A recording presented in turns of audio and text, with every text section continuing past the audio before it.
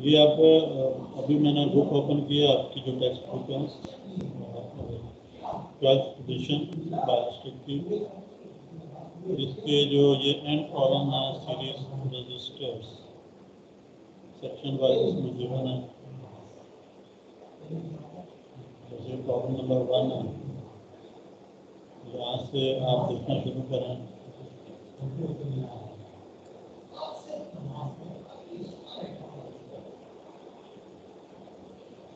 ठीक है,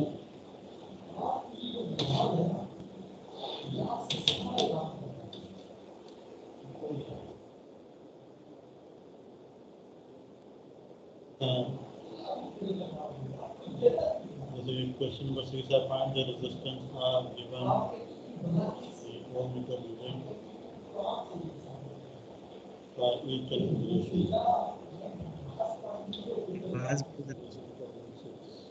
ये दो कैलकुलेशन हैं, इसमें बताएं कि यहाँ पे जो मीटर कनेक्ट होगा ये इस कदर रेजिस्टेंस आएगी 1.9 किलो, तो पहले टोटल रेजिस्टेंस आप इस आर को वैल्यू फाइंड करेंगे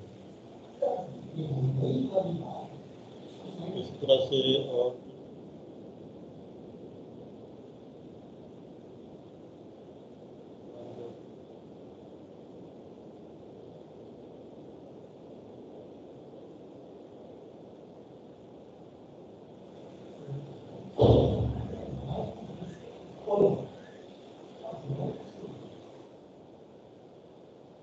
ये सेक्शन अभी मैं बताता हूँ, वोल्टेज डिवाइडर याद नहीं करना। तो ये जो 7 सेक्शन हैं, 7 सेक्शंस, यहाँ तक आप ये सारे प्रॉब्लम जरा करें ना। 6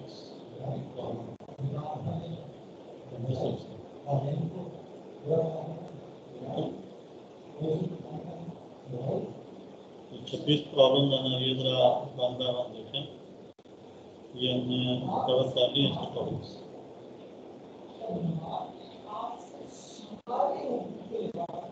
तो फिर कुछ आपके ना इसमें प्रैक्टिस आपकी सही हो जाएगी।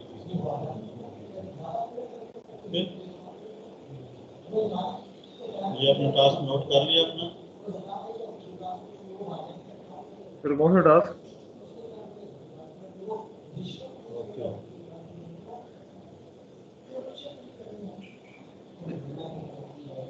सर आपके पास से आवाजें आ रही हैं सर, समझ नहीं आ रही सर। सर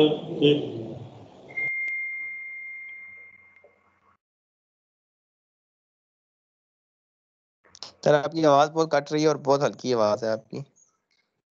सर मैं भी यही बोल रहा हूँ सर, आवाज नहीं आ रही ना समझ आ रही।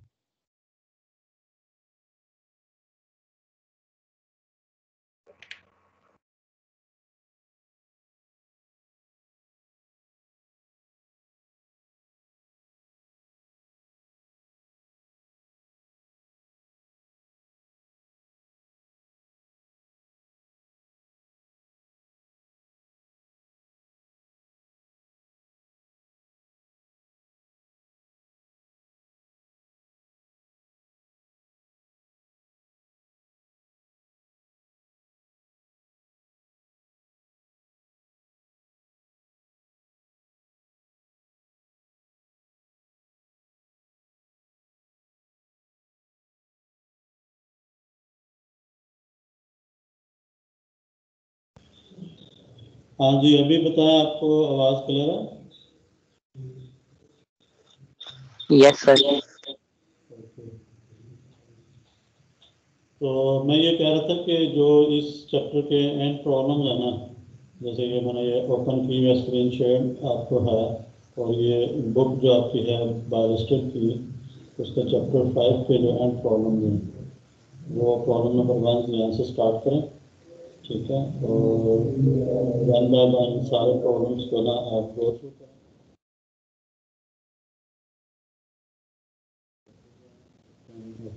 Power distribution sources in series section 5, 6 Kirchhoff voltage law, ये हमने देखे हैं लास्ट क्लास में। इन सर्किट्स को लिख के दिया लगाएंगे आप। और यहाँ मैं वोल्टेज फाइंड करें इस केस में भी, इस केस में भी। इसी तरह से यहाँ वोल्टेज फाइंड करें V1 और V2। तो बेसिकली यहाँ पे ये दो अननोन वोल्टेजेस हैं इस सर्किट में, तो KVL कैसे लगेगा कि मैं इन दोनों अननोन्स को फाइंड कर सकूँ इस सर्किट में। ठीक है, और इसी तरह से आगे चलें, इस सर्किट को करेंगे यहाँ पे V1 V2, इसमें KVL लगा तो देखते हैं किसको वोल्टेज वैल्यू इसको वोल्टेज है। और इसी तरह से आपकी सेक्शन 7 वोल्टेज डिस्ट्रीब्यूशन या सीरीज सर सर्किट। आपकी आवाज बहुत कट कट के आ रही है। क्या प्रॉब्लम कहाँ पे है? एक मिनट, सेकंड में सर क्लियर आवाज नहीं। एक मिनट।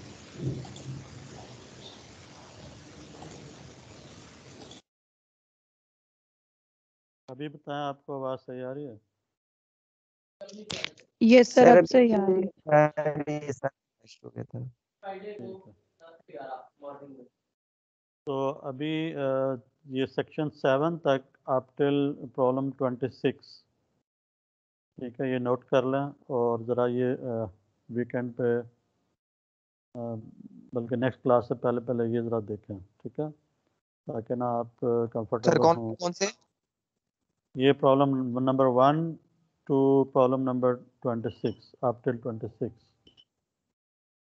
Yes sir. ठीक है।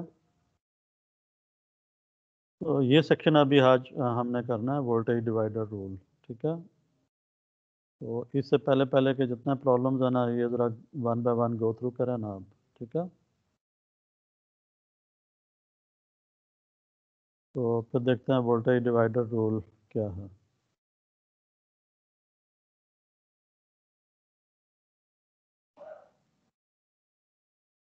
तो अभी स्लाइड्स कहाँ पे हैं?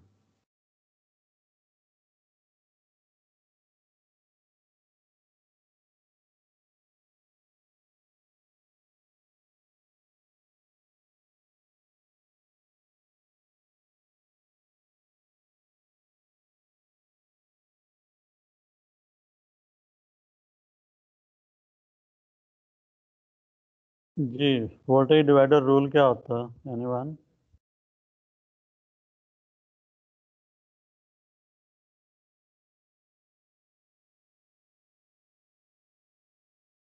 वोल्टेज डिवाइडर रूल अप्लाई होता है जब आपका सर्किट सीरीज़ हो, ठीक है ना, ये ध्यान में रखें पहले कि सीरीज सर्किट में आप वोल्टेज फाइंड कर सकते हैं यूजिंग वोल्टेज डिवाइडर रूल।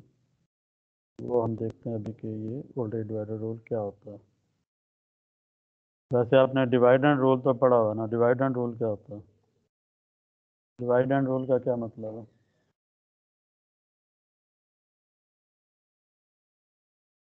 हम्म,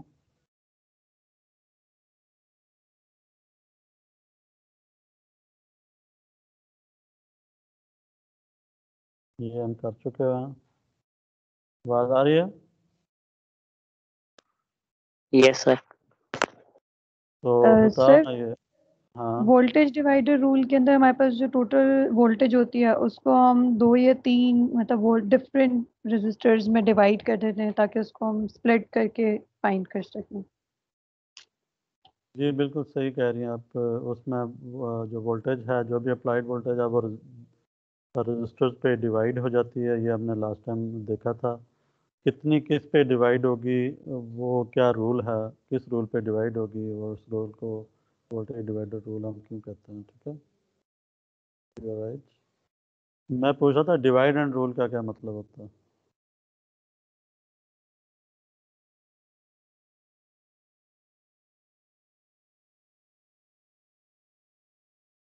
कभी ये टर्म नहीं सुनी आपने? सर इंग्लिश में सुनिए। हाँ तो बताओ ना, इंग्लिश आपने पढ़ी हुई है ना? डिवाइड एंड रूल का मतलब होता है किसी भी चीज को ब्रेक करके और फिर उसको मतलब जिस तरह एक पूरी वो होती है ना, एक चीज होती है उसको अगर कंप्लीटली हैंडल किया जाए तो वो थोड़ा मुश्किल होता है, अगर उसको डिफरेंट पार्ट्स में डिवाइड करके हैंडल किया जाए तो वो ज्यादा आसान होता है। एग्जैक्टली, बिल्कुल सही।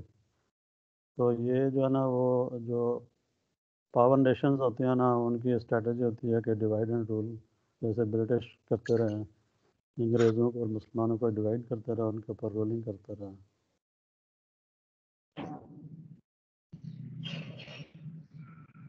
So they follow this strategy, divide and rule. Anyways, यहाँ पे ये वो स्लाइड है जिस पे लास्ट टाइम हम थे, राइट? याद है कुछ? Yes sir. इसमें हमने क्या किया था हमजा?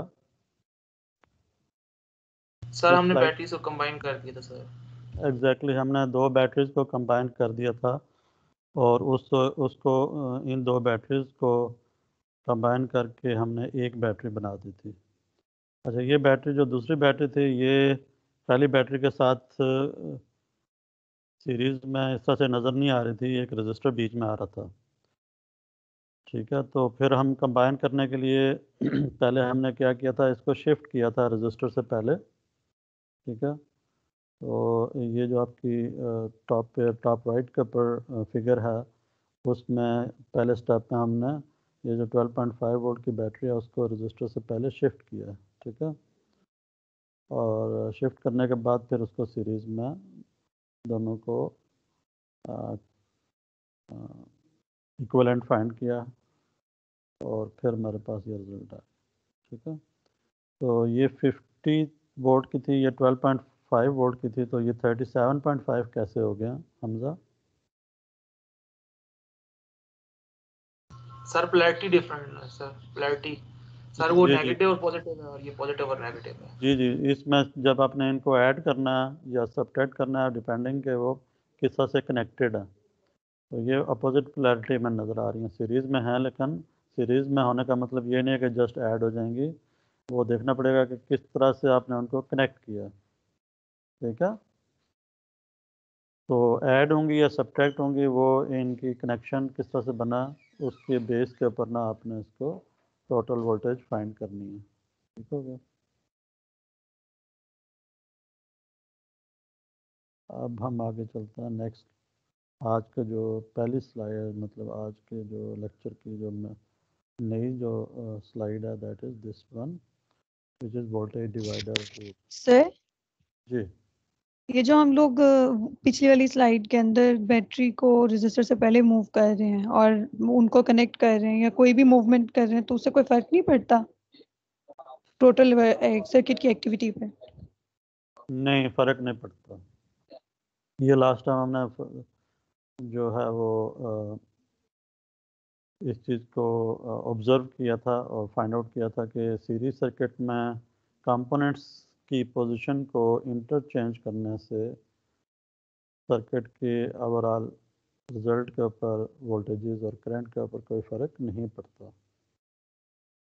चाहे वो रजिस्टर्स की पोजीशंस को आप इंटरचेंज कर लें या वोल्टेज सोर्सेज की पोजीशन को आप इंटरचेंज कर लें,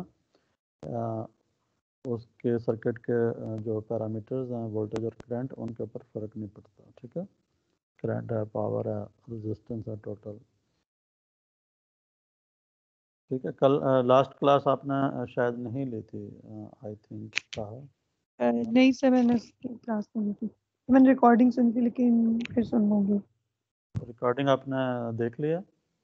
नहीं सर, अभी नहीं देखी, लेनी है रिकॉर्डिंग। वो देख के आने चाहिए थे ना आपको, ताकि ना यहाँ पे आगे आपको प्रॉब्लम ना आती। तब असल में डाउनलोड नहीं हो रही थी, मैं देखती हूँ फिर करके। ओके, ठीक है।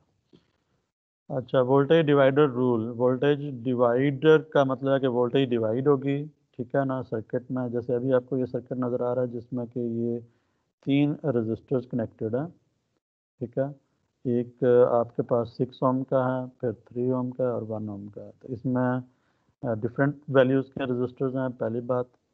और उसमें आप देख सकते हैं कि एक उसमें सबसे बड़ी वैल्यू है 6 ओम वाली, और सबसे छोटी जो है ना वो 1 ओम है। और एक बैटरी कनेक्टेड है 20 वोल्ट्स की। ठीक है, तो अगर बैटरी कनेक्टेड है तो फिर ऑफ कोर्स इस सर्किट में जब आप सर्किट को कंप्लीट करेंगे तो इसमें से करंट फ्लो करेगा, और जब करंट फ्लो करेगा तो इन रजिस्टर्स के ऊपर वोल्टेज अपीयर होगी, वोल्टेज ड्रॉप होगी। कितनी वोल्टेज ड्रॉप होगी इनके ऊपर वो हम फाइंड कर सकते हैं, इस तरह से फाइंड कर सकते हैं। पहली बात यह कि जो 20 वोल्ट्स है ना, ये सारे के सारे वोल्टेज इन तीनों रजिस्टर्स पे डिवाइड हो जाएंगे। कितने किस पे होंगे वो हम कंप्यूट कर सकते हैं, ठीक है, सर्किट को सॉल्व करके, ठीक है ना। तो जैसे यहाँ पे ना ये इसके ऊपर 2 वोल्ट इसके ऊपर आ रहे हैं 1 ओम के, फिर इसके ऊपर 6 वोल्ट आ रहे हैं 3 ओम के ऊपर, और 6 ओम के ऊपर 12 वोल्ट्स आ रहे हैं। तो इन तीनों को आप ऐड करें तो कितना बनते हैं, 12 + 6 18 + 2 20। तो इसके अंदर जितनी वोल्टेज आपने अप्लाई की थी वो सारी इन रजिस्टर्स पे कलेक्टिवली ड्रॉप हो रही है, ठीक है।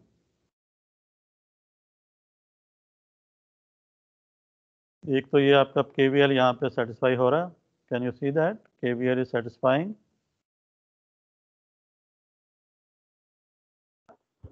Yes sir.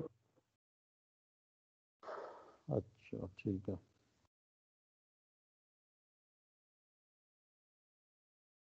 अच्छा आप ये बताएं आप में से कि ये जो वोल्टेज ड्रॉप है हर रजिस्टर के ऊपर, ये हम किस तरह से कंप्यूट कर रहे हैं इस वक्त। ये 12 वोल्ट कैसे आए हैं इस रजिस्टर के ऊपर 6 ओम के ऊपर, ये कैसे कंप्यूट किए हैं यहाँ पर कि 20 में से 12 ही इसके ऊपर आएंगे, 20 में से इसके ऊपर 6 आएंगे, इसके ऊपर 2 आएंगे। How will you compute these voltages, anyone.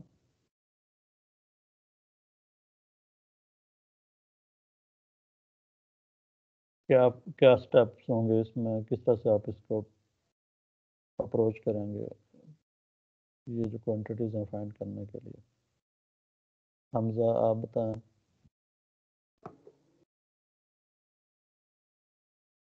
Sir 1 minute sir मैं बताता हूँ।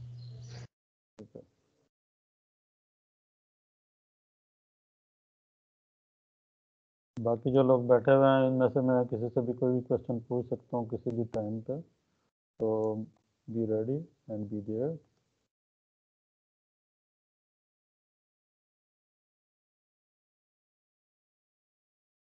Sir first of all total resistance, ये सारी जितनी रेजिस्टेंस है इनको ऐड करेंगे सर। ठीक है, वो कितनी बनती है।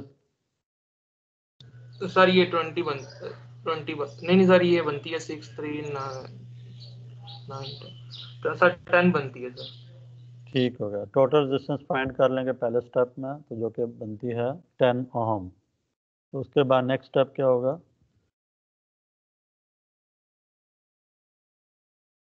सर R1 जो सी है सर उसको मल्टीप्लाई करेंगे बैटरी से sir, divided by total resistance sir, voltage आ जाएगी। हेलो जी जी। सर R1 को मल्टीप्लाई करेंगे टोटल रेजिस्टेंस के साथ सर, R1 को मल्टीप्लाई करेंगे बैटरी के साथ डिवाइडेड बाय टोटल रेजिस्टेंस करेंगे सर, तो वोल्टेज आ जाएगी सर। मतलब ये वोल्टेज कौन सी आएगी, किस रजिस्टर की आएगी। सर R1 की आएगी 12 वोल्ट सर। और अगर R2 की फाइंड करनी हो तो। Sir R2 multiply by E divided by RT sir, total resistance sir, फिर R2 की आ जाएगी।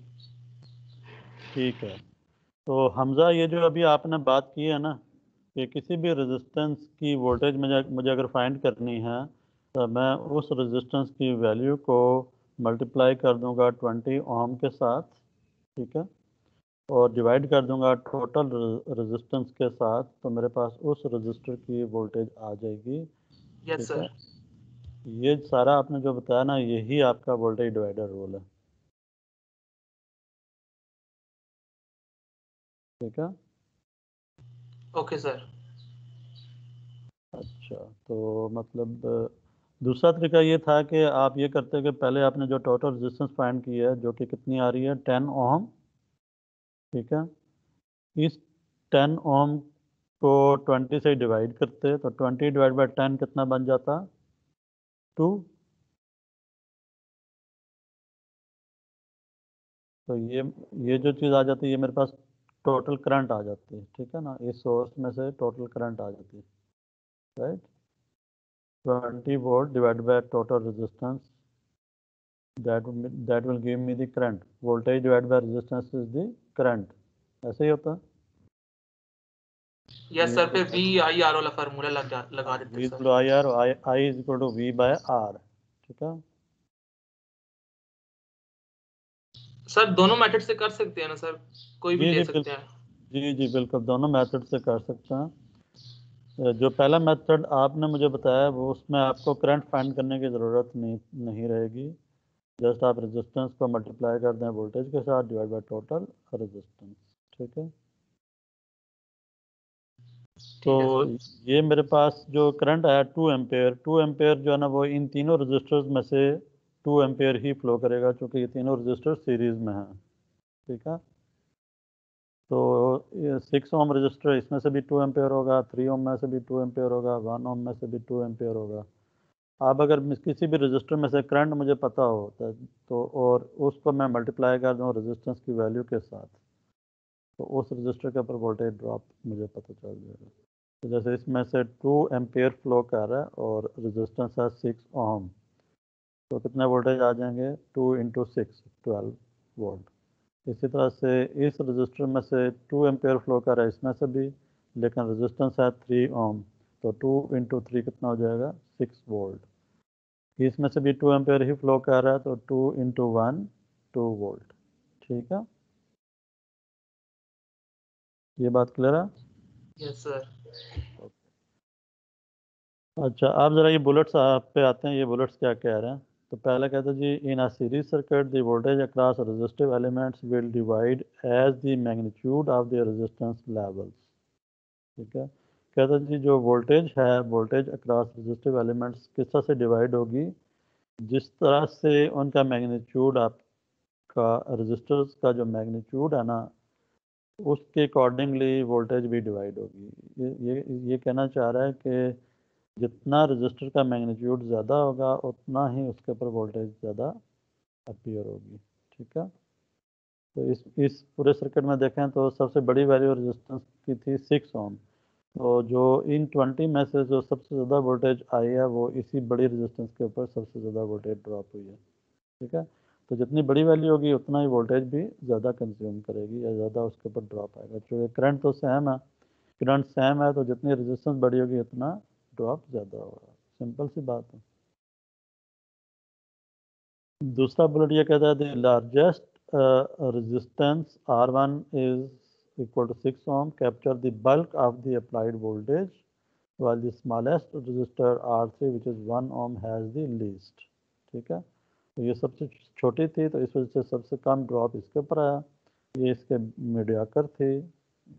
ठीक है ना, तो इसके ऊपर मॉडरेट ड्रॉप आया और इसके ऊपर सबसे ज़्यादा ड्रॉप आया 6 ओम के ऊपर। ठीक है,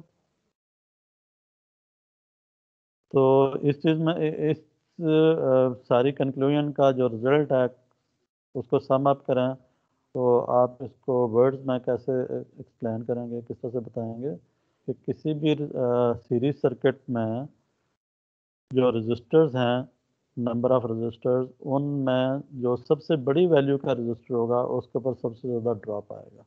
ठीक है, जितनी रेजिस्टेंस की वैल्यू ज़्यादा होगी उतना उसके ऊपर ड्रॉप भी ज़्यादा होगा। ठीक है,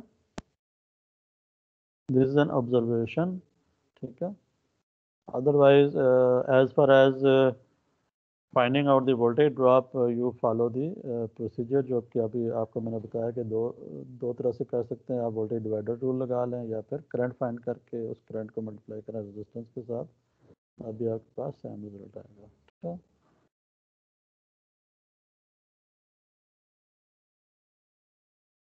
अच्छा आप ज़रा इस बुलेट को देखें, ये क्या कहता है? ये कहता है in simple words the voltage across series resistors will have the same ratio as their resistance levels. कहते हैं वोल्टेज ड्रॉप जो होगी सीरीज रजिस्टर्स में, उन ड्रॉप्स की जो वैल्यू होगी, कितना ड्रॉप किस रजिस्टर पे आएगा वो किस चीज़ का इक्वल होगा? That will have the same ratio as the resistance levels. तो जो वोल्टेज ड्रॉप्स के जो रेशो होगा रजिस्टर्स के दरमियान, वो उतना ही होगा जितना कि रजिस्टर्स वैल्यूज़ के अंदर जो उनकी रेशो बनती है, रजिस्टर वैल्यूज़ की जो रेशो बनती है, उतना ही वोल्टेज ड्रॉप्स की भी रेशो बनेगी। ठीक है, जैसे अगर मैं आपसे कहूँ कि 6 ओम और 3 ओम, इन दोनों की वैल्यूज़ की रेशो क्या है? 6 रेशो 3 है। ठीक है, विच इज़ 2:1।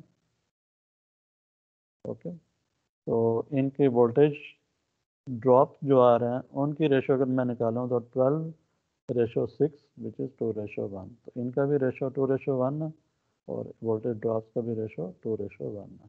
ठीक है, कहते हैं note the sins the resistance level of R1 is 6 times that of R3, तो R1 और R3 में जो रेशो है वो देखें कि क्या है, 6:1 है। ठीक है, so the voltage across R1 is also 6 times that of R3। तो R1 और R3 में जो वोल्टेज ड्रॉप्स है ना, उनमें अगर आप देखें तो दे आर आल्सो जो voltage drop of R1 would B 6 times the voltage drop across R3। ठीक है, तो इनके दरमियान जो रेशो है ना वो भी 6:1 बन रही है वोल्टेजेस की। ठीक है, तो ये रेशो ना सेम रहेगी रेजिस्टर्स की और कोरस्पॉन्डिंगली वोल्टेजेस की। जैसे अगर आप R2 और R3 को कंपेयर करो, तो R2 और R3 में रेजिस्टर्स में क्या रेशो आ रही है, 3:1, और वोल्टेजेस में क्या रेशो आ रही है, अगेन 3:1। तो 6/2 आ जाएगा, 6/2 मतलब 3/1। ठीक है,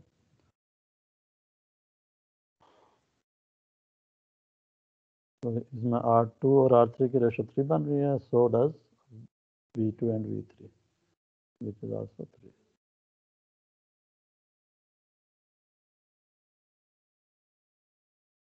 इस तरह से R1 और R2 का कंपेयर करें, उसमें भी आपके पास 2 रेशो बन रही है इसमें रेजिस्टेंस वैल्यू में, और वोल्टेजेस में भी 2 रेशो बन रही है।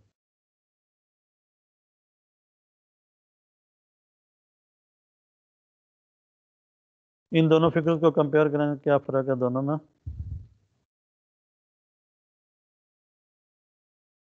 सर यहाँ पे रेजिस्टेंस ज़्यादा है सर, मेगा ओम है। और अप्लाइड वोल्टेज दोनों में सेम है। Yes sir. और इन तीनों रेजिस्टर्स के ऊपर वोल्टेज ड्रॉप को देखें ज़रा, वो भी सेम है सर।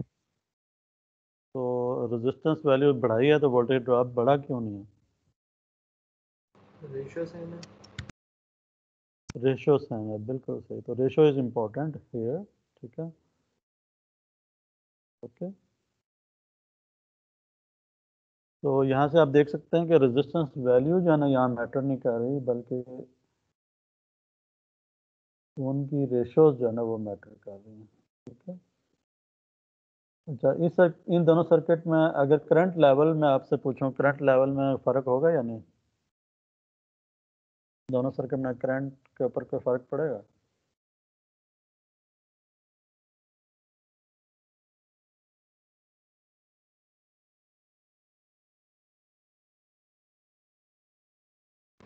जो सर पढ़ना चाहिए पढ़ेगा। नहीं सर, सेम रहेगा। सर तो सीरीज में बढ़ेगा नहीं क्या? सर, चेंज होगा। सर फर्क सेम नहीं रहेगा पड़ेगा? सर, फर्क पड़ेगा सर करंट के ऊपर। अच्छा, कितने लोग हैं जो कह रहे हैं कि फ़र्क नहीं पड़ेगा? कौन है? कोई है जो ऐसे है जो वो कह रहा हो कि दोनों सर्किट्स में करंट के ऊपर कोई फ़र्क नहीं पड़ेगा, दोनों सर्किट में करंट सेम रहेगा? एनीवन? मतलब सारे एग्री कर रहे हैं इसमें कि करंट पे फ़र्क पड़ेगा? Yes sir. क्यों पड़ेगा, ज़रा कोई एक्सप्लेन कर सकते हो? सर उसमें अगर हम फॉर्मूला लगाएं I is equal to V by R वाला, तो उसमें वैल्यूज जो है वो पावर मैग्ना से डिवाइड हो रही हैं और उसमें कोई भी पावर नहीं है, तो वैल्यूज ऑफ कोर्स करंट की कम आएंगी। बिल्कुल सही। जो रेजिस्टेंस है ना इस केस में 10 ओम बन रही है, और इस केस में जो राइट पे फिगर बनी हुई है इसमें 10 मेगा ओम बन रही है। तो ऑफ कोर्स करंट जो होता है वो वोल्टेज डिवाइड बाय रेजिस्टेंस होता है। तो रेजिस्टेंस यहाँ पे 10 से डिवाइड हो रही है वोल्टेज, और यहाँ पे 10 मेगा ओम से डिवाइड हो रही है वोल्टेज। तो 20/10 2 एम्पेयर बनेगा, और यहाँ पे राइट पे जो है ना 20/10 mega which is 2 micro ampere. Mega जब ऊपर जाएगा 10⁻6 होता है मेगा, तो ऊपर जाएगा तो क्या हो जाएगा माइक्रो, ठीक है, 10⁻6 हो जाएगा। 10⁻6 जो होता है उसको कहते हैं माइक्रो, ठीक है। तो लेफ्ट पे जो सर्किट है उसमें करंट 2 एम्पेयर होगा, और जो राइट पे सर्किट है वहाँ पे करंट 2 माइक्रो एम्पेयर होगा। तो if you compare the current, both currents, so which one is the higher current, left or right? Current ज़्यादा कौन सा होगा? लेफ्ट। सर लेफ्ट पे, वाला। बिल्कुल लेफ्ट पे करंट बहुत हैवी है, 2 एम्पेयर है, और जबकि राइट पे जो करंट है बहुत थोड़ा है। तो यहाँ से एक चीज़ और आप देख सकते हैं, जो टोटल रेजिस्टेंस है सर्किट की, वो करंट जो टोटल करंट है ना, वो उससे डिक्टेट होगा। जितनी बड़ी रेजिस्टेंस होगी, जितनी वैल्यू ज़्यादा होगी, उतना करंट कम होगा सर्किट का, ठीक है। जितना सीरीज में रेजिस्टेंस की वैल्यू जो लगी हुई हैं वो उनकी वैल्यू हायर होगी या बढ़ती जाएगी, उतना करंट जो है ना वो सर्किट में कम होता जाएगा, ठीक है। और करंट का आपको पता चल गया कि यहाँ पे करंट जो है ना दोनों में फ़र्क है, और बहुत ड्रास्टिक फ़र्क है। और लेकिन जो इंडिविजुअल वोल्टेजेस आ रही हैं रजिस्टर्स के ऊपर, उन पर कोई फ़र्क नहीं पड़ रहा। उसकी वजह ये है कि जो कोरस्पॉन्डिंग जो रेजिस्टेंस रेशोज़ है ना वो सेम रह रही हैं। प्लस जो करंट आ रहा है, लेट से यहाँ पे 2 माइक्रो करंट आ रहा है, इंटू 6 मेगा करेंगे तो अगेन 12 वोल्ट्स ही आएंगे, ठीक है। यहाँ पे 2 माइक्रो इंटू 3 मेगा, तो माइक्रो और मेगा कैंसिल हो जाएंगे, 6 वोल्ट आ जाएंगे, इस तरह से यहाँ पे 2 वोल्ट आ जाएंगे, ओके। तो कहते हैं जी, note that if the resistance levels of all the resistors of figure left are increase by the same amount as shown in figure right, the voltage levels will all remain the same, ठीक है ना। दोनों के इसमें voltage level same रहेंगे अगर आपने same amount में रेजिस्टेंस को इंक्रीज किया। सेम अमाउंट में इंक्रीज किया तो इसका मतलब रेशो सेम रहेंगे, तो वोल्टेज ड्रॉप्स भी सेम रहेंगे, ठीक है। सो अगर लेट से यहाँ पे मैं ये इसको 6 किलो ओम कर दूँ, इसको 3 किलो ओम, इसको 1 किलो ओम, तो इस केस में वोल्टेजेस क्या होंगी? सेम होगा। सेम, बिल्कुल सही।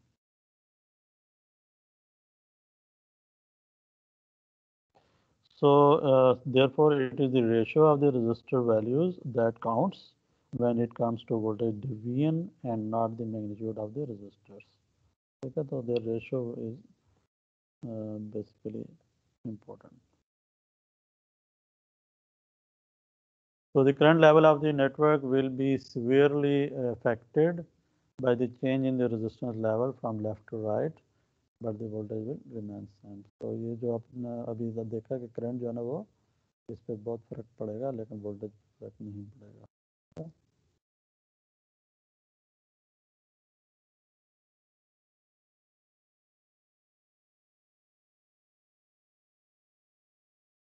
अच्छा, take 2 minutes and let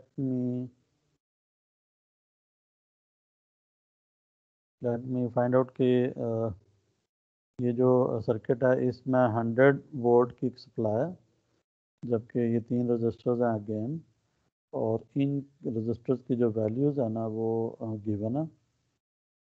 तो आपने मुझे बताना है कि इनके ऊपर वोल्टेज ड्रॉप्स जो है ना वो कैसे आएंगे, क्या क्या होंगे, ठीक है। तो बेसिकली इसमें आप वो रेशोज़ को सामने रखते हुए देख के बताएं, या फिर जैसे भी आप फाइंड करना चाहें। Can you find out these voltage drops on each yes sir. Register? तो फिर ये बताएंगे ये V1 पे कितने वोल्टेज आएंगे आउट ऑफ 100, V2 पे कितने आएंगे, और V3 पे।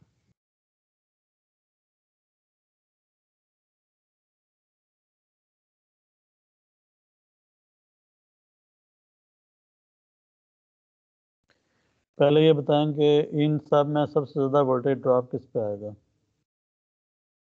सर R1 पे। R1 पे सबसे आएगा ज़्यादा, और सबसे लीस्ट सर R3 पे। R3 पे सर। R3 पे, बिल्कुल सही।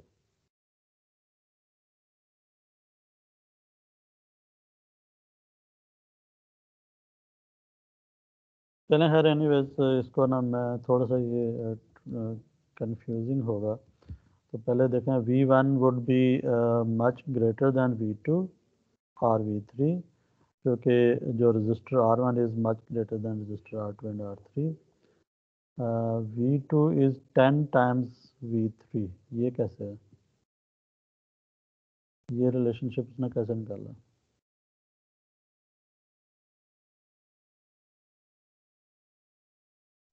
ये कहते हैं जी V2 और V3 में जो रिलेशनशिप है ना वो ये है कि जो V2 वोल्टेज होगी जो 1 किलो ओम के ऊपर होगी वो इस 100 ओम से ना 10 गुना ज़्यादा होगी। ये रिलेशनशिप V2 इज़, सर वो 1 किलो ओम है, ये 100 ओम है सर, इस वजह से।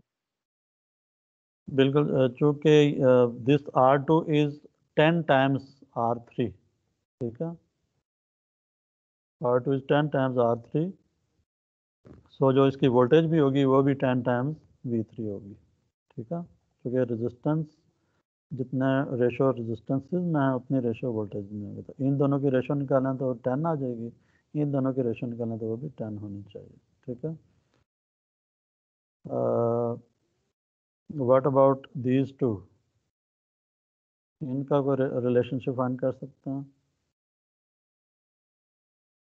1 किलो और 1 मेगा। सर ये तो V1 जो सी ऑलमोस्ट फुल 100 वोल्ट होगी, और दूसरी वाली जो सी है V2 जो सी अबाउट 100 मिली वोल्ट होगी सर। हाँ बिल्कुल सही डायरेक्शन में जा रहे हैं आप, अंदाज़ा आपने बिल्कुल सही लगाया। तो R1 जो है ना ये जो सर कुछ है इस तरह की वैल्यूज आ रही हैं। बिल्कुल सही। R1 जो है ना वो R2 से ना 1000 टाइम्स बड़ी है, ठीक है। सर V1 आ गई है सर, मेरी 99.89 वोल्ट आई है सर, और V2 जो सी है 99.89 मिली वोल्ट आई है सर। बिल्कुल, तो दोनों की जो रेशो है ना वो 1000 होगी, जबकि इन दोनों की रेशो R1 और R3 की रेशो 10,000 होगी। तो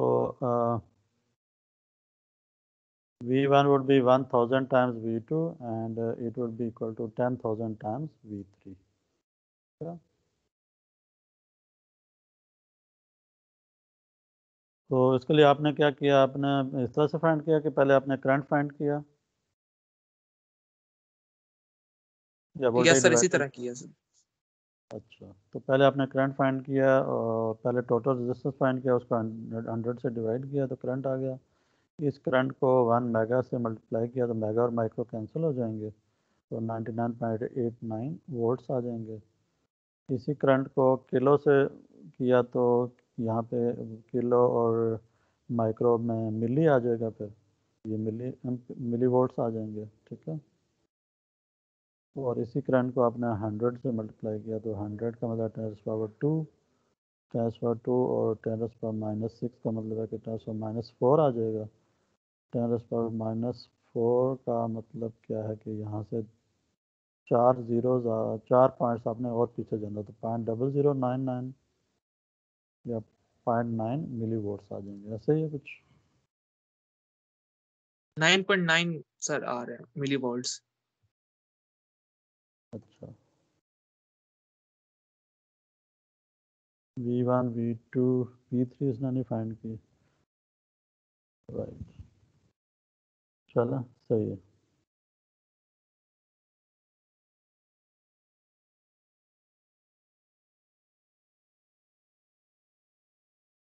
तो ये क्या कहता है, the previous slide the current was determined before the voltage of the network were determined, क्या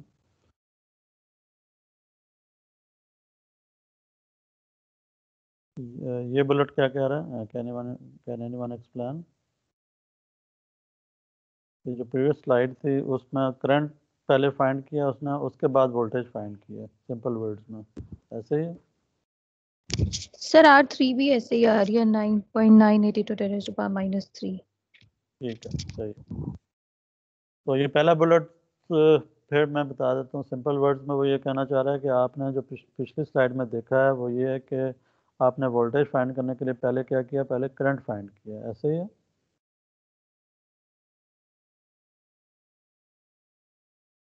यस सर। ठीक है, तो पहले आपने यहाँ पे करंट फाइंड किया, फिर वोल्टेज फाइंड किया, ये वाले।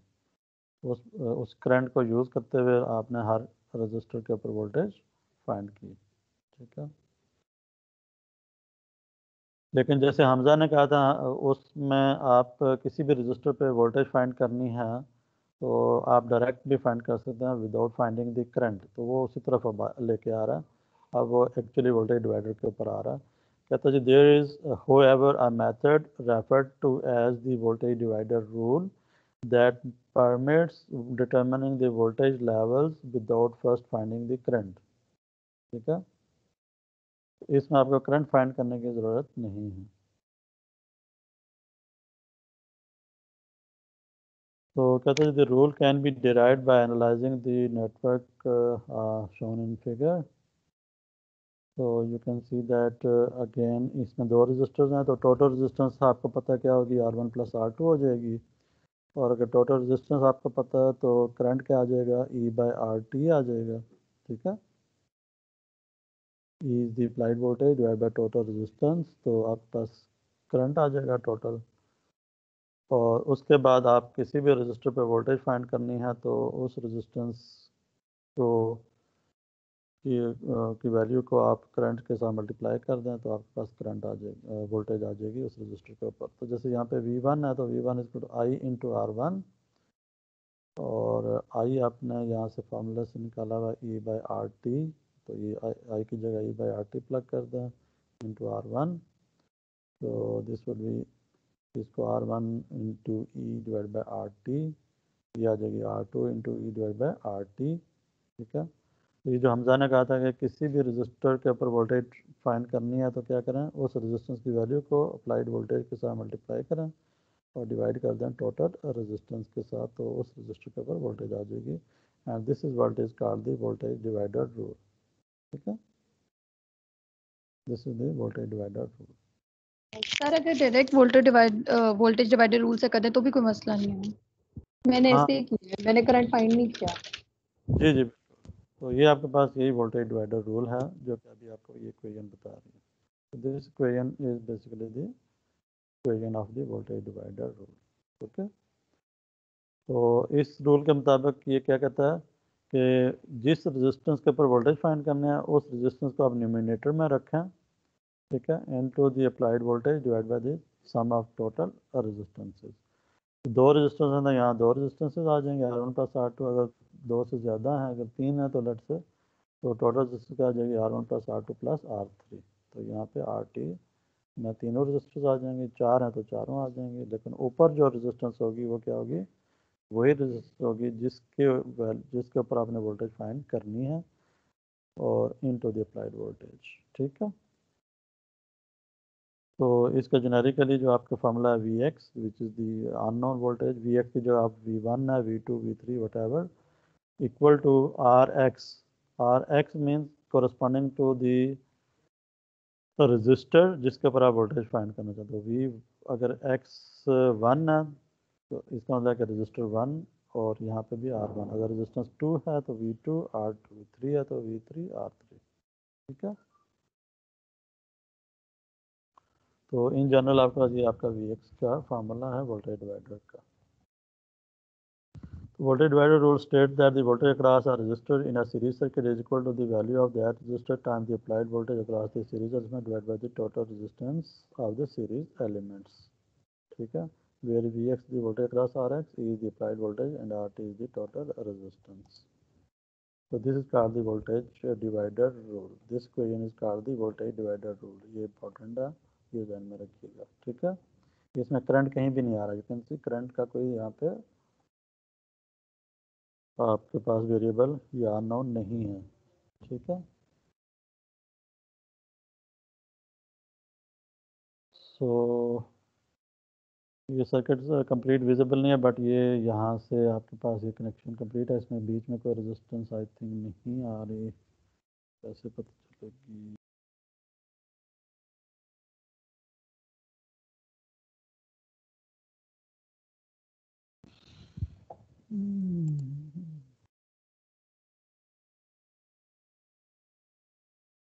हाँ ठीक है, ये ग्राउंड आ रहे हैं, ठीक है दोनों। तो ये ग्राउंड का क्या मतलब है, दोनों ग्राउंड क्या होंगे आपस में? ये पाथ ओपन है या क्या है? Close path. बिल्कुल, ये ओपन पाथ नहीं है, this is a close path. तो ये भी ग्राउंड है, ये भी ग्राउंड है, इसका मतलब है कि ये दोनों आपस में क्या है, कनेक्टेड है, ठीक है, एक पॉइंट के ऊपर है। तो ग्राउंड के ऊपर कितना पोटेंशियल होता है, वोल्टेज कितना होता है ग्राउंड के?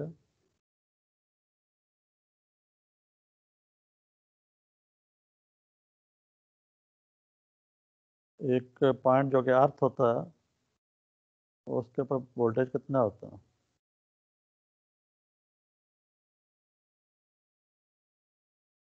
सर नहीं पता सर।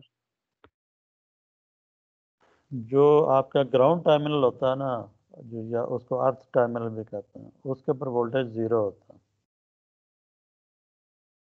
क्या इज द ग्राउंड टर्मिनल, इसके ऊपर वोल्टेज क्या होंगे, 0। ओके, तो अगर यहाँ पे 0 वोल्ट है इस पॉइंट के ऊपर, इस पॉइंट के ऊपर कितने वोल्टेज होंगे, जहाँ पे मेरा एरो है अभी? सर 64। जी बिल्कुल, यहाँ पे 64 वोल्ट्स होंगे इस पॉइंट के ऊपर। और इन दोनों पॉइंट्स के दरमियान कितने वोल्टेज होंगे, ग्राउंड और इस पॉइंट के बीच में? 64। Potential, 64 sir. दोनों के दरमियान जो पोटेंशियल डिफरेंस है वो भी 64 होगा। इस पॉइंट के ऊपर वोल्टेज 64 होंगे, इस पॉइंट के ऊपर वोल्टेज 0 होंगे, ठीक है। तो ग्राउंड जो है ना बेसिकली वहाँ पे लगाया जाता है जहाँ पे आपका पोटेंशियल 0 होता है, ठीक है। अच्छा, एनीवेज यहाँ पे जो सर्किट है इसमें 2 रजिस्टर्स हैं और दोनों की वैल्यूज़ गिवन है, अप्लाइड वोल्टेज भी गिवन है। तो can you apply the voltage divider formula to find out voltage across R1 which is V1, determine voltage V1 for this circuit।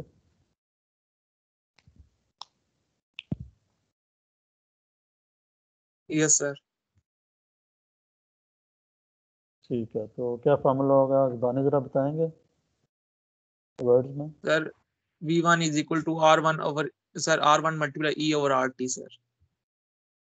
Sir ठीक है, पहले के लिए सर, तो मतलब फिर 20 सेकंड के लिए V2 कर देंगे सर।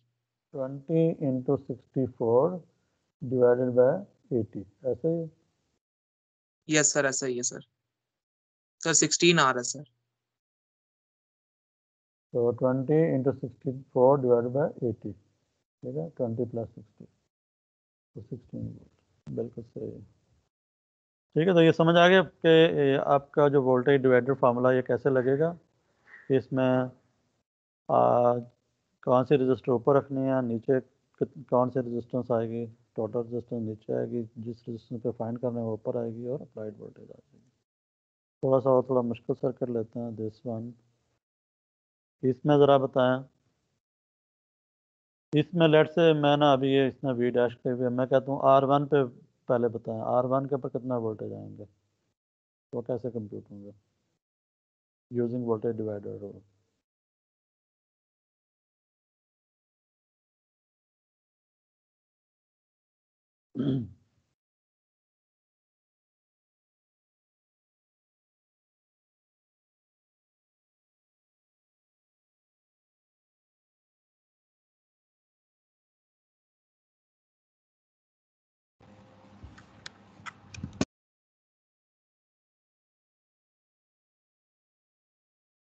ज़बानी बताएं, ज़बानी मतलब इन वर्ड्स बताएंगे वो नंबर्स में फार्मूला में कैसे प्लग करूँगा वोल्टेज डिवाइडर में, अगर मैं R1 की वोल्टेज फाइंड कर रहा हूँ तो।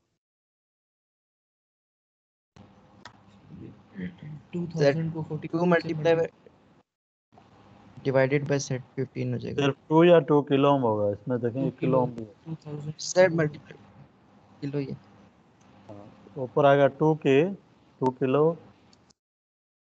मल्टीप्लाई बाय और सर 45 45 और डिवाइड डिवाइड बाय 15 से किलो इसके ओम। 15 ये आएगा सर। 15 किलो ओम, बिल्कुल सही। सर 6 आता है फर्स्ट का आंसर।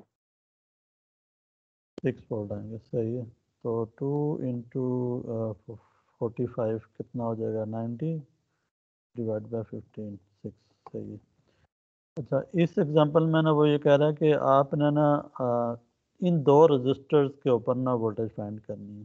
पहले वो अकेले का आप कह रहा था, अब कह रहा है कि कंबाइन इन दोनों पे कितना वोल्टेज अपीयर होगी।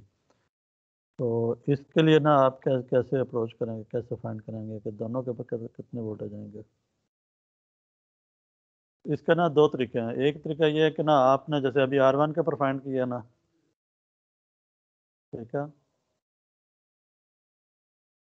6 वोल्ट आए थे, यस सर। इसी तरह से आप R2 पे फाइंड कीजिए ज़रा। सर 15 वोल्ट्स आता है। तो 15 5 3 15 वोल्ट बिल्कुल सही। 15 इसके ऊपर आ रहे हैं, 6 इसके ऊपर आए, तो टोटल कितने हो गए इन दोनों पे 21 सर। 21। ठीक है, तो इन दोनों पे 21 आ गए।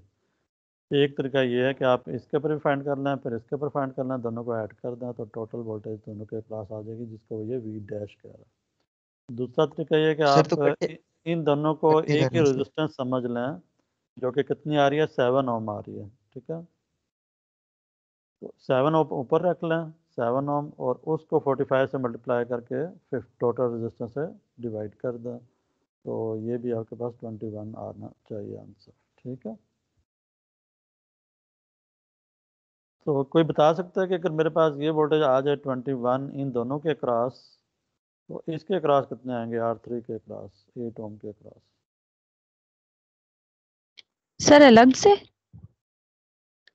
हाँ 24 हो 24 वोल्ट्स आ रहे हैं।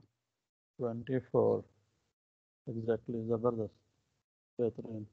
क्योंकि टोटल कितना होना चाहिए 45 होना चाहिए। 21 तो इन दोनों पे आ गया, तो 24 इस पे आ जाएगा, तो टोटल 45 बन जाएगा, सही है। अच्छा यहाँ पे ना जैसे वो रेशोज़ की हमने बात की थी, तो रेशोज़ यहाँ पे ना थोड़ी सी आड बन रही हैं। इस तरह से ना चीज़ों को करना ज़रा मुश्किल हो जाता है रेशोज़ के हिसाब से। जहाँ पे बहुत ऑब्वियस रेशोज़ बन रही हो तो वहाँ तो आप कर सकते हैं, लेकिन अगर इस तरह की रेशोज़ बन सर रही हैं इसके अंदर भी 3 3 की बन रही है ना, इसके अंदर भी 3 3 की नहीं बन रही, 3 3 इंक्रीज हो रहा है। ये रेशो 3 की बन रही है। नहीं सर गलत बन रही है। हाँ ना, सर उसमें बनती है रेजिस्टेंस में, लेकिन वोल्टेज में नहीं तो बनती। इट इज़ बेटर कि ना आप सर्किट को एनालाइज करते हुए ना, किसी भी सर्किट में वोल्टेज ड्रॉप फाइंड करना है तो there can be multiple ways, whichever suits you, you can go for that. चाहे आप पहले करंट फाइंड करके उसको हर रेजिस्टेंस से मल्टीप्लाई करके वोल्टेज फाइंड कर लें, चाहे आप करंट फाइंड किए बगैर वोल्टेज डिवाइडर फार्मूला लगा के फाइंड कर लें, या डायरेक्ट रेशो से फाइंड कर लें, इट्स अप टू यू। और कोई भी मेथड आप करेंगे तो सारे करेक्ट कंसिडर होंगे, ठीक है। लेकिन जस्ट ये मेथड जो है ना आपके डिफरेंट आपको बहुत सारे सिनेरियोज में हेल्प करते हैं, इसलिए हम सबको देख रहे हैं, ठीक है।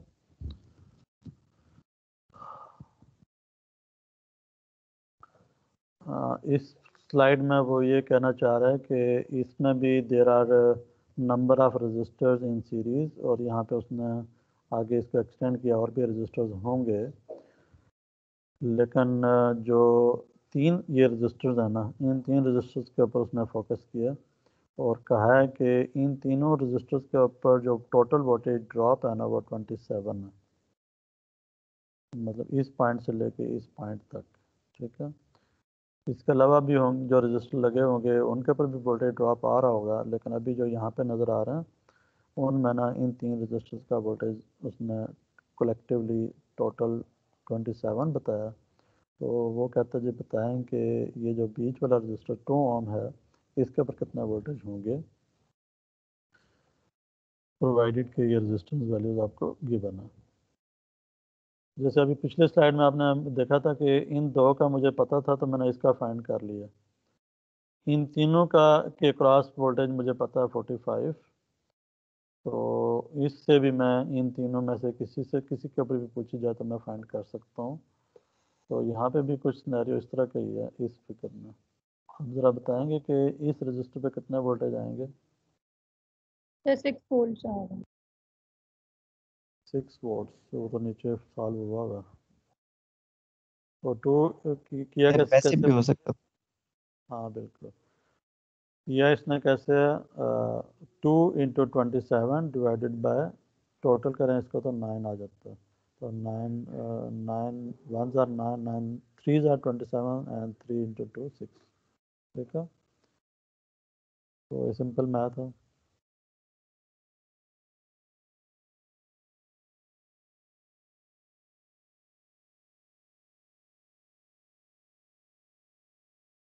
इसको ज़रा देखें और मुझे समझाएं ये क्या कह रहा है। दिस इज एन एग्जांपल और कहता है जी कि design the voltage divider of figure below such that VR1 is equal to 4 times VR2। तो मैं यहाँ तक इसको रखता हूँ, बाकी ये गुम कर देता हूँ सारे। ये एक्चुअल प्रॉब्लम है आपका, ये प्रॉब्लम स्टेटमेंट है। और इस प्रॉब्लम स्टेटमेंट में ये सर्किट गिवन है। इस सर्किट में 2 रजिस्टर्स हैं और एक बैटरी है 20 वोल्ट की। और साथ ही उसने ये भी बता दिया कि ये जो रजिस्टर्स हैं इनकी वैल्यूज़ हमें नहीं पता, लेकिन जो भी वैल्यूज़ थी उनकी वजह से जो करंट फ्लो कर रहा है दैट इज़ 4 मिली एम्पियर। ठीक है, तो ये सब मिले हमें अभी नज़र नहीं आ रही रजिस्टर्स, लेकिन रजिस्टर्स ऐसी थी लगी हुई कि जो इनकी वैल्यूज़ थी उनकी वजह से इस 20 वोल्ट के साथ जो करंट है ना वो 4 मिली एम्पियर फ्लो कर रहा है सर्किट में। तो आप ये बताएंगे R1 और R2 की क्या वैल्यूज़ होंगी। ठीक है, जबकि उसने एक और इन्फॉर्मेशन दी है कि जो वोल्टेज है R1, जो इस R1 के ऊपर जो वोल्टेज ड्रॉप होगी that would be 4 times voltage at R2। Voltage R2 के ऊपर जो वोल्टेज आएगी उससे 4 टाइम्स ना इस रजिस्टर पर ड्रॉप होंगे। ठीक है, सर तो इजी है सर, फाइंड कर लेंगे सर। हाँ कर लो। जैसे यहाँ पे ना अगर लेट से ये होते 12 वोल्ट, यहाँ कितना होते फिर 3 वोल्ट। ठीक है, इन दोनों में रेशो जो है ना वो क्या हो रहेगी 4 रहेगी। इसके अंदर रजिस्टर्स में क्या रेशो होगी वो भी 4 होगी, 4 रेशो होगी। और R1 और R2 की वैल्यूज फाइंड करें इस कंडीशन को सामने रखते हुए।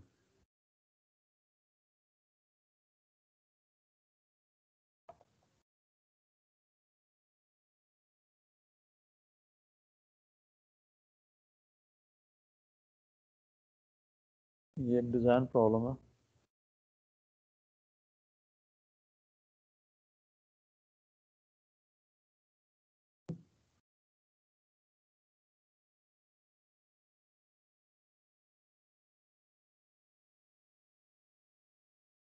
आप लोग कर रहे हैं? यस सर, कर रहे हैं सर। ठीक है,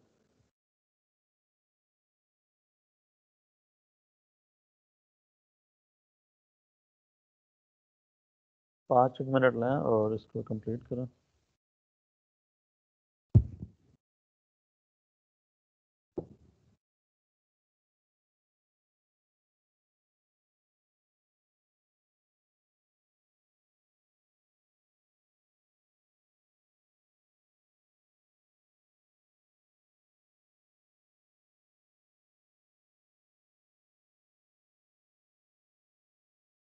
सर कर लिया सर। अच्छा, क्या वैल्यूज आ रही हैं? सर R2 की 1000 ओम आ रही है सर, और R1 की 4000 ओम आ रही है सर। सर RT पहले निकाला है, फिर उसको डिवाइड कर दिया सर। ठीक है, सही आ रही हैं वैल्यूज। बाकी लोग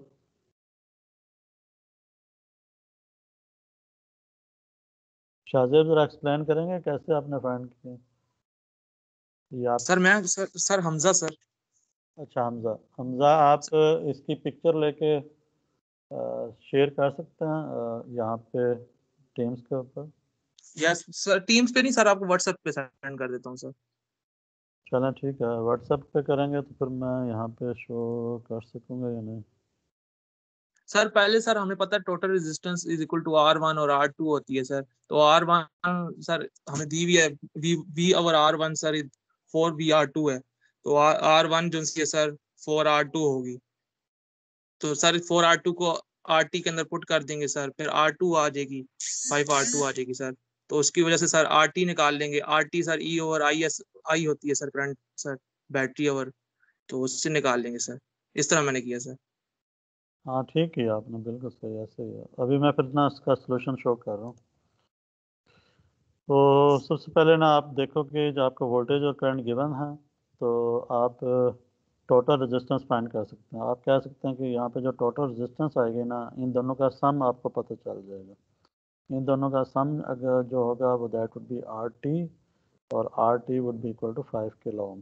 ठीक है, ये 5 किलो ओम कैसे है? क्योंकि ये वोल्टेज गिवन थी और करंट से डिवाइड किया आपने, टोटल करंट से, तो टोटल रेजिस्टेंस आ गया। ठीक है, अब टोटल रेजिस्टेंस जो है ना आई है, उसमें R1 और R2 के दरमियान क्या रिलेशनशिप होगा, वो इस वोल्टेज से ना आप डिड्यूस कर सकते हैं। क्योंकि आपको पता है कि जो रेजिस्टेंस की रेशो होती है ना, वही वोल्टेज की रेशो होती है, या और वाइस वर्सा। जो वोल्टेज की रेशो होती है वही रेजिस्टेंस की रेशो होती है। ठीक है, तो this was given, so from here I can say that the ratio of R1 would be R1 to R2 would be 4, or R1 would be equal to 4 times R2। ठीक है, right. तो R1 और R2 का मेरे पास relationship इस information से आ गया, और फिर मैं इस टोटल रेजिस्टेंस का फार्मूला मैं ना R1 की जगह मैं लिख देता हूँ 4R2, जो कि आ जाएगा 5R2 आ जाएगा। और इसकी लेफ्ट हैंड साइड की वैल्यू मुझे पता है 5 किलो ओम, तो राइट हैंड साइड पे जो R2 है ना वो मैं फाइंड कर सकता हूँ यूजिंग दिस। ठीक है, तो R2 would be 1 kilo ohm. इस 1 किलो ओम को यहाँ पुट करेंगे तो R1 की वैल्यू भी आ जाएगी। This is it. ठीक है, इसको समझ नहीं आया?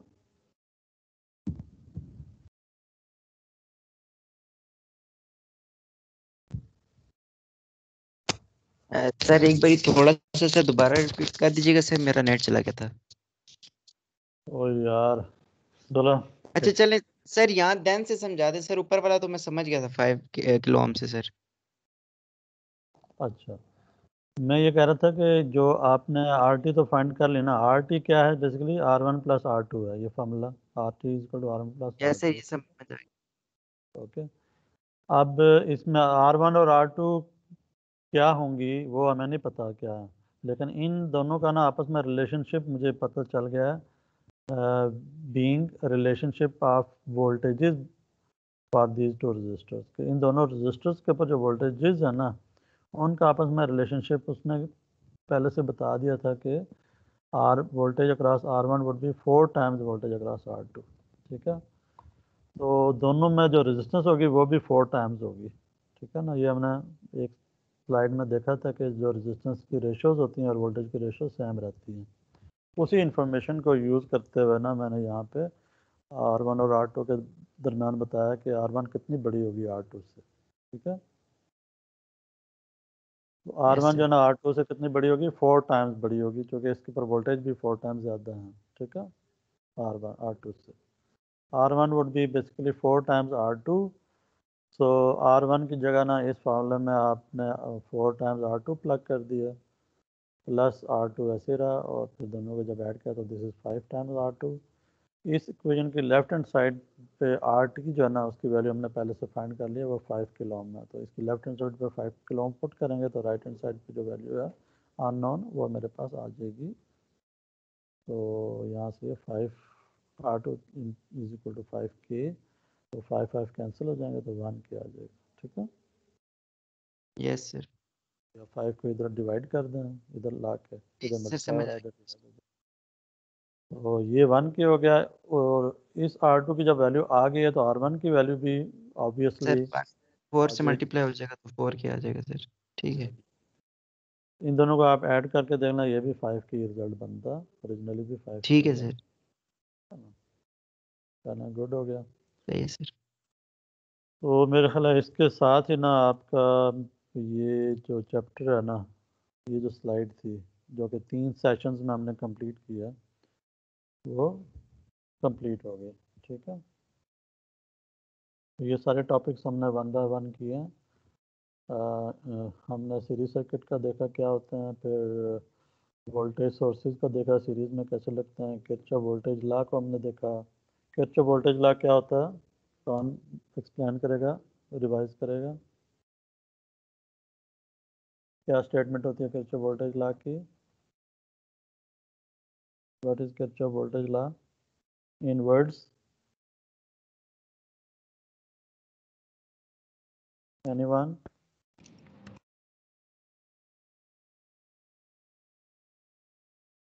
किरचॉफ वोल्टेज लॉ किस पे लगता है? सीरीज सर्किट पे लगता है, पैरेलल पे लगता है, सीरीज पैरेलल पे लगता है, और कब लगता है? क्या मैंने बताया था आपको? एनीवन? आवाज़ आ रही है?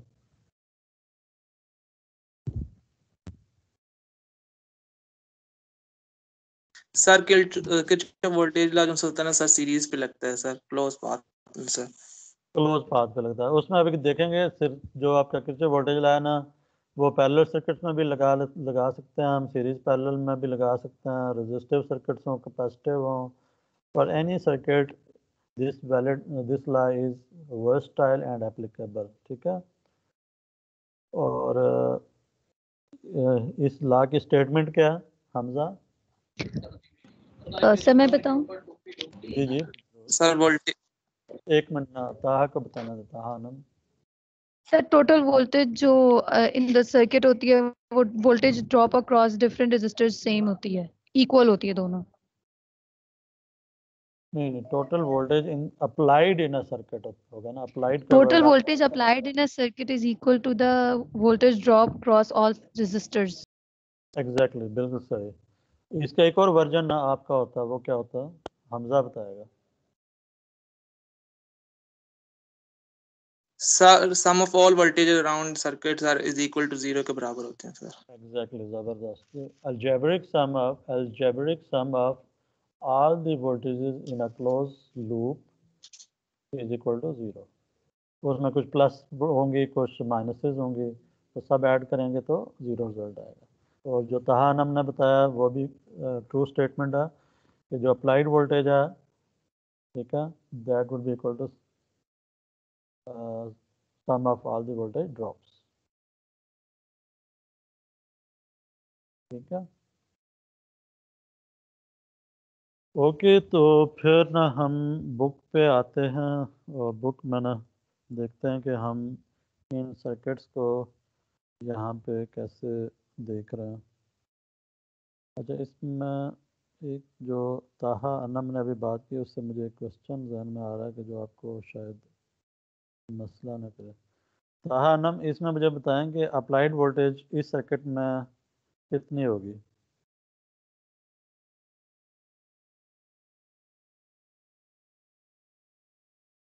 कि 3 रजिस्टर्स हैं, 2 बैटरीज हैं, तो इसमें अप्लाइड वोल्टेज कितनी होगी? 10 होगी, 16 होगी, या क्या होगी? सर हम इसको पहले दोनों जो बैटरीज होंगी उनको कंबाइन करेंगे और इस रजिस्टर को अलग करेंगे और रजिस्टर को अलग करेंगे और फिर उसको टोटल वोल्टेज कंसिडर करके फिर हम उसमें से अलग अलग वोल्टेजेस फाइंड करेंगे, तो टोटल वोल्टेज हो जाए वोल्टेज सर इसकी 4 होगी सर वोल्ट। सर इसकी 4 वोल्ट ही होगी। 4 नहीं होगी सर, इसकी 16 वोल्ट होगी। सर 16 होगी सर सर। 16 वोल्ट सर होगी सर, 16 मैंने वोल्ट होगी, मजाक इसकी किया था मैंने सर। सही बताया। ये जानबूझ के उसने ना हमजा ने गलत बताया, कंफ्यूज कर रहा सर मैंने जानबूझ के गलत बताया। था। सर मैंने भी 16 ही बोला था सर। मुझे पता सर चल वो गया। 6 के साथ माइनस लिखा हुआ था ना, तो उसकी वजह से कंफ्यूज हुई थी। अच्छा, यहाँ पे क्या करेंगे आप तहानम? ये जो ऊपर सर्किट बी है, इसमें क्या करेंगे? इसमें अप्लाइड वोल्टेज क्या होगी?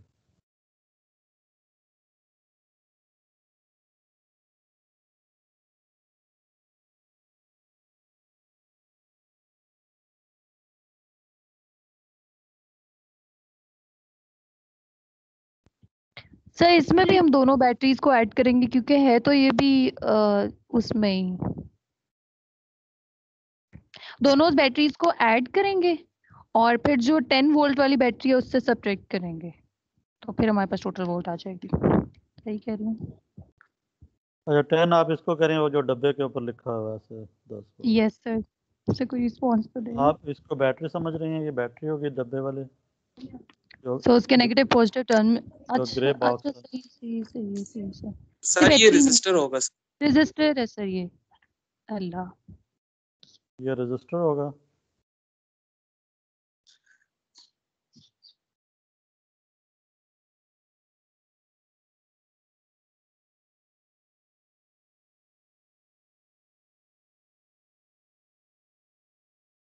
ये कुछ समझ आ रहा? यस सर मुझे समझ आ गई है सर। बताओ फिर क्या समझ आएगा। सर ये दोनों बैटरी है सर, ये 32 वोल्ट के 24 प्लस 8 32 वोल्ट होंगे सर। और ये जो सर ये लगी हुई है सर डब्बा सा, सर ये बता रहा है कि पॉजिटिव और नेगेटिव रजिस्टर की तरह सेम है सर, तो ये रजिस्टर होगा सर। पोलैरिटी डिफरेंट नहीं है सर इसकी रजिस्टर से सर।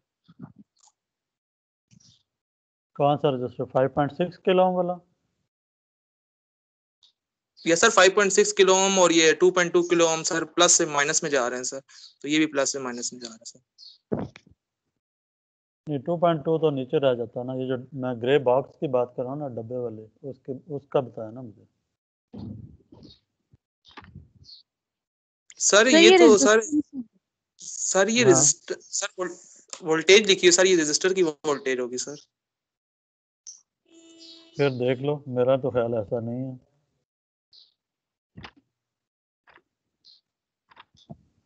मेरा ख्याल आपसे मुख्तलिफ है।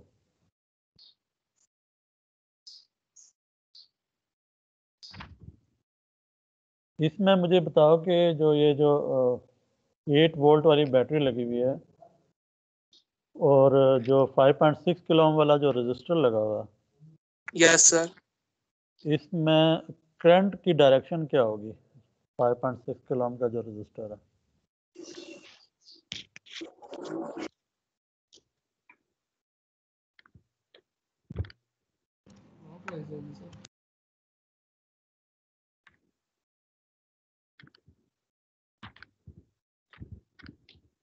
किसी भी रजिस्टर में जो करंट जब हम उसकी डायरेक्शन को मार्क करते हैं तो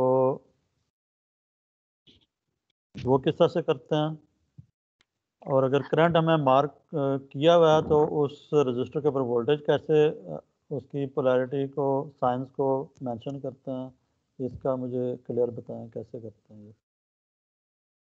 अगर करंट पता है तो वोल्टेज के साइंस को कैसे मार्क करते हैं, और अगर वोल्टेज के मार्क्स पता है, वोल्टेज के टर्म जो पोलैरिटीज़ पता है वोल्टेज की, जैसे यहाँ पे V2 की प्लस लेफ्ट पे है और माइनस राइट पे है, तो करंट को कैसे वहाँ पे हम उसकी डायरेक्शन को मेंशन करेंगे, ये ज़रा बताएंगे मुझे। हमने किया हुआ है, 1-2 दफ़ा किया है, एक से ज़्यादा की दफ़ा मैंने ये चीज़ की है।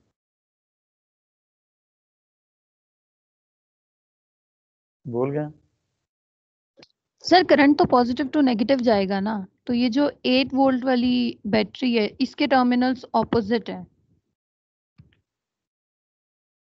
ऐसा नहीं कहा है हमने कुछ? बिल्कुल सही कहा जी। जो करंट जो है ना वो आपका प्लस से माइनस की तरफ जाएगा। जो रेजिस्टेंस के ऊपर वोल्टेज V2 लिखी हुई है ना उसमें जो करंट का जो है जो टेल है ना वो प्लस साइन पे होगी और जो हेड होगा वो माइनस साइन पे होगा। ठीक है, तो करंट इसमें क्लॉकवाइज ना इस तरह से फ्लो करेगा, जैसे मेरा एरो माउस चल रहा है ना सर क्लॉक। बैटरी से भी कर सकते हैं सर, बैटरी के नेगेटिव टर्मिनल से पॉजिटिव टर्मिनल की तरफ करंट फ्लो करता है सर। जी जी बिल्कुल सही। करंट हमेशा बैटरी के नेगेटिव टर्मिनल में एंटर होता है, पॉजिटिव से लीव करता है। लीव करता हुआ अब यहाँ पे ना अगर मैं इसको लूप लूँ इस पूरे सेक्शन को, तो करंट मेरा इस लूप में यहाँ से आते हुए आगे चल के हम देखेंगे यहाँ से करंट को स्प्लिट भी होगा, लेकिन अभी हमने वो चीज़ नहीं पढ़ी। लेकिन अभी यहाँ से करंट स्प्लिट वाली चीज़ को अभी हम छोड़ देते हैं। करंट जो है ना ऐसे चलते हुए इस बॉक्स में ना नेगेटिव टर्मिनल से इंटर हो रहा है और इस बॉक्स के पॉजिटिव टर्मिनल से लीव कर रहा है। सर ये तो बैटरी है। वेरी गुड, ये बैटरी होगी फिर, ये 10 Yes, वोल्ट की sir. ना ये बैटरी होगी, ठीक है, ये आप सही पहुंचे। अगर ये रजिस्टर होती ना तो इसमें करंट अपवर्ड जो फ्लो कर रहा था अपवर्ड डायरेक्शन में, तो इसकी टेल पे ना यहाँ प्लस आना था और हेड पे माइनस आना था अगर ये रजिस्टर होता तो, ठीक है। तो चूंकि ये बैटरी है तो बैटरी के नेगेटिव टर्मिनल में करंट इंटर होगा और पॉजिटिव से निकलेगा, तो ये बैटरी भी एक डिस्चार्जिंग मोड में होगी, Yes, ठीक sir. होगा। अब ज़रा मुझे ये बताओ कि ये बैटरी 8 वोल्ट की भी बैटरी है, 10 वोल्ट की बैटरी है, फिर 24 वोल्ट की भी बैटरी है, तो क्या मैं इनको कंबाइन करके एक बैटरी बना सकता हूँ या क्या क्या होगा? यस सर, बना सकते हैं सर। नहीं बना सकते। सर ये पैरेलल में है, ये नहीं बनेगी। एग्जैक्टली, सर ये बिल्कुल पैरेलल सही। में है सर, नहीं बना सकते सर, पैरेलल में है सर। हाँ आप सही पहुँचे आप।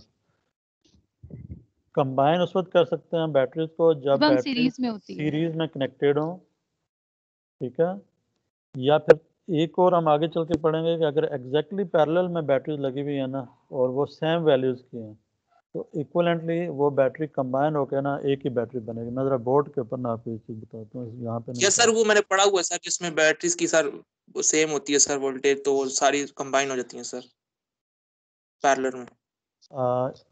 यहाँ पे ना अगर मेरे पास ये बैटरी लगी हुई है ना इस तरह से नज़र आ रहा है बोर्ड,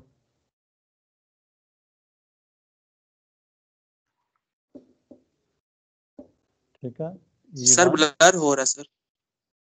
E2 E3 ये विजिबल है बोर्ड? Yes, sir. ओके।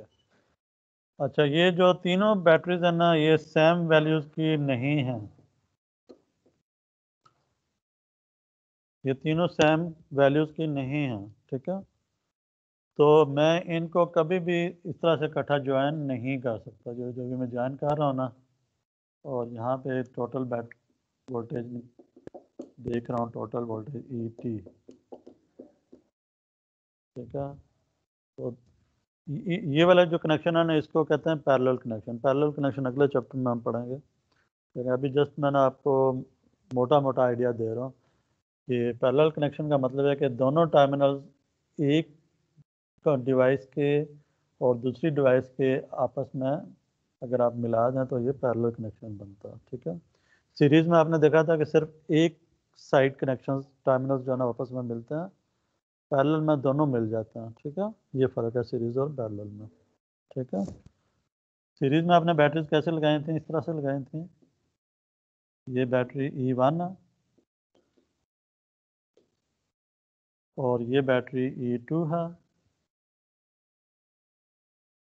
तो उनके कोई एक टर्मिनल ना एक साइड के आपने जोड़ दिए थे बस, तो ये बैटरी दोनों क्या हो गई हैं, सीरीज़ में हो गई हैं। अब इसमें E1 और E2 इक्वल हैं या नहीं हैं, आप सीरीज़ में उनको जोड़ सकते हैं, कोई प्रॉब्लम नहीं है, ठीक है। सीरीज़ में जोड़ने के लिए बैटरीज की वैल्यूज़ एक जैसी हों या डिफरेंट हों कोई मसला नहीं है, लेकिन पैरेलल में जोड़ते हुए अगर बैटरीज डिफरेंट हैं तो आप उनको पैरेलल में नहीं जोड़ सकते, ठीक है।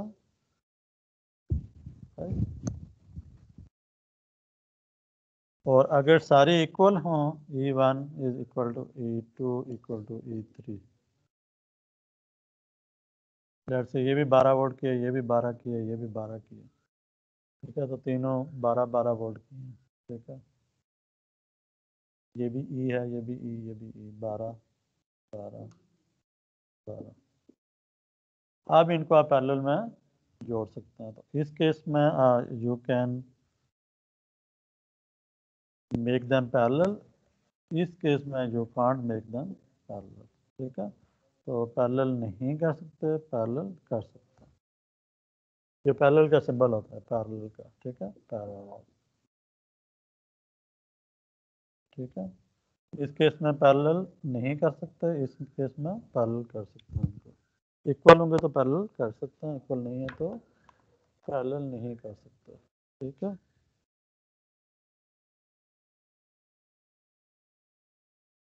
अच्छा, यस सर, समझ आ गई है सर। तो अभी ये जो बैटरीज हैं ये 10 वोल्ट की या 8 वोल्ट की है, क्या ये पैरेलल में है? सर ये सीरीज में है सर। तो ये सीरीज में। क्योंकि इन दोनों के ना ये एंड मिले हुए हैं, लेकिन ये दूसरे जो एंड है ना ये मिले हुए नहीं है, डायरेक्टली इनके बीच में रेजिस्टेंस आ रही है, तो ये आपस में पैरेलल में नहीं है। इस लूप में देखें तो ये सीरीज़ में होंगी, ठीक है। तो ये बेसिकली एक लूप बनेगा, ठीक है।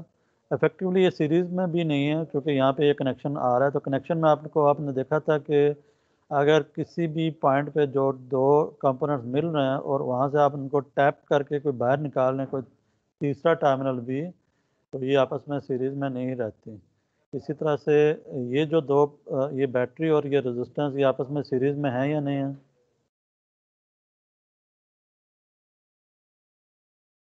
ये सर नहीं बैटरी 10 वोल्ट की और 5.6 किलो ओम की आपस में सीरीज़ में नहीं होंगी, क्योंकि यहाँ से एक इनके बीच में से आपने एक टैप बाहर निकाल दिया हुआ, ये कनेक्शन यहाँ पे अगर है तो फिर ये दोनों सीरीज़ में नहीं होंगी, ठीक है।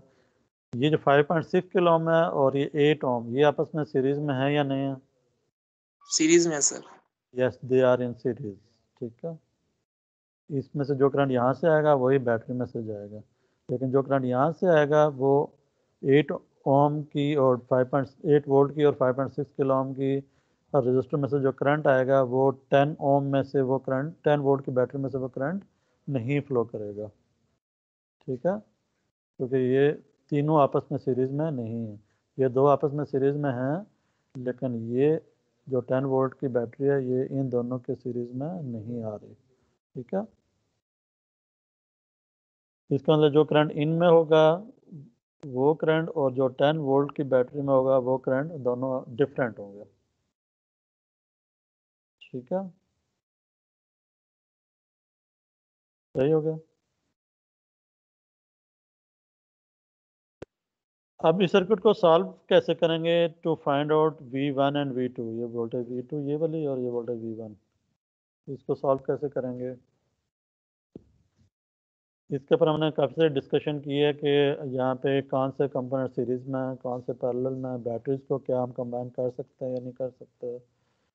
और अब हम इस पोजीशन में हैं कि हमने थोड़ा सा जो इसकी बेस समझ लिया प्रॉब्लम की, तो क्या हम अभी इस पोजीशन में आ गए हैं कि हम इसके जो सर्किट को सॉल्व कर सकें और फाइंड कर सकें ये वैल्यूज़?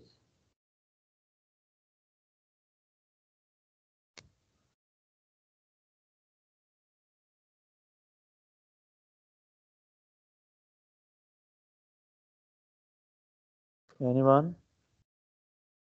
सर एक दफा रिपीट कर दें सर, मैंने सुना नहीं सर।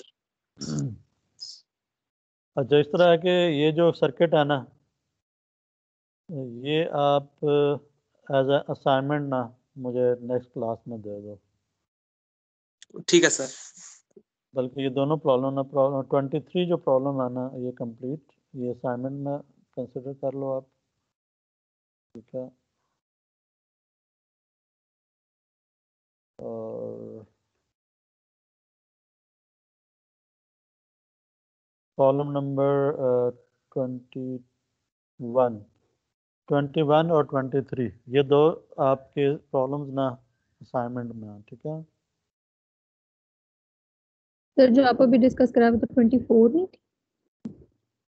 एक मिनट देख रहा हूँ, ये प्रॉब्लम नंबर 16, 21, प्रॉब्लम 21 और प्रॉब्लम नंबर 23, ये 23 के ना पार्ट फिगर ए और बी है। 24 जो है ना वो फिगर 108 वाली है, 108 जो है ना वो ये वाली फिगर है, ठीक है। ये जो ओके नीचे सर। दिया होता है ना ये उस प्रॉब्लम के अगेंस्ट दिया होता है, तो ये जो है ना ये 23 प्रॉब्लम। तो कौन कौन से प्रॉब्लम मैंने लिखवाए अभी आपको? Sir 16, 21, 23 sir. Very good. 16 ये वाला जो जिसमें एलईडीज लगी हुई हैं, ठीक है ना। Okay sir. और दूसरा जो 21 और 23, ये आपके असाइनमेंट है, राइट? मंडे को देनी है। हाँ ठीक है, मंडे को करना।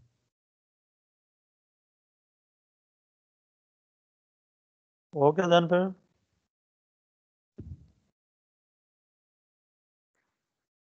सर अटेंडेंस लगा लें। जी ठीक है। अटेंडेंस आई थिंक मैंने देख लिया, 13 लोग थे इसमें, सर अभी ऐसा कितने हो गए? 13 लोग थे, अभी कितने हो गए? 14 हो गए। हाँ, अब्दुल अजीज, अरिका। अरिका आपने कब ज्वाइन किया? आगे देर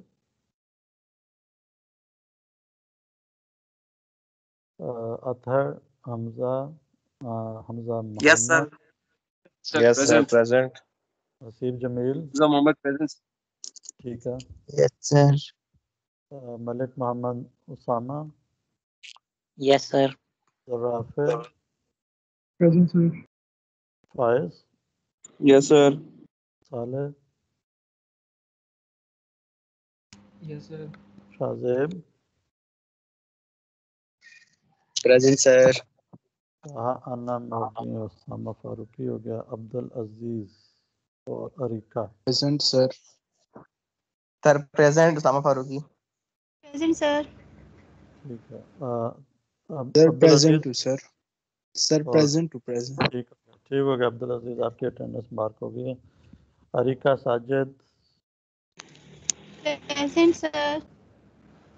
ओके। अतर आपकी हो गई ना अटेंडेंस? सर मेरी होगी बोली Yes, वो sir. साहब सर। Yes, sir, present. हाँ ठीक है। जितने भी लोग यहाँ पे 14 लोग हैं यहाँ पे, they are present. Okay, sir.